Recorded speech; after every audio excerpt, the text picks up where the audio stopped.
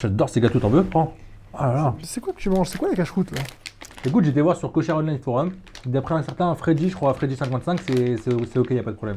Attends, mais c'est qui ce Freddy là? Tu le connais?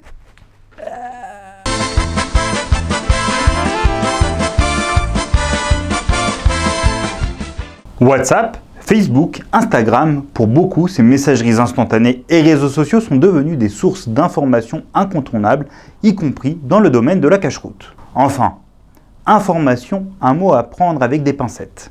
Sur les réseaux sociaux, on diffuse souvent des rumeurs infondées, de la médisance, voire des mensonges savamment pensés.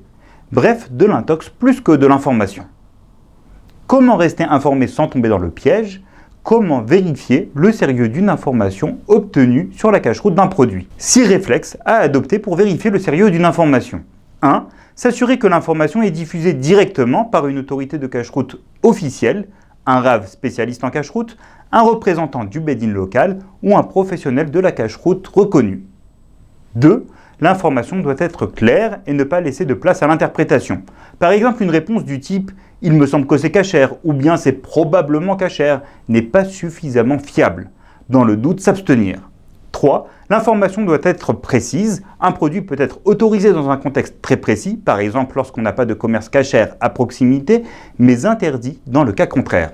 Dans ce cas, on ne peut pas se contenter d'une réponse simpliste, cachère ou non, si on ne sait pas dans quel contexte l'information a été donnée. 4. Vérifier s'il s'agit d'une ancienne information ou d'une information actualisée.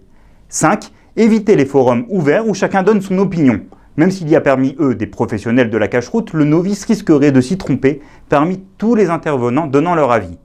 Enfin, un forum de cache-croûte ne doit pas être une tribune de médisance ou de diffamation, car la halakha est claire. Si quelqu'un méprise la Torah, par exemple en se moquant des rabbanim, il est interdit d'apprendre la Torah de lui.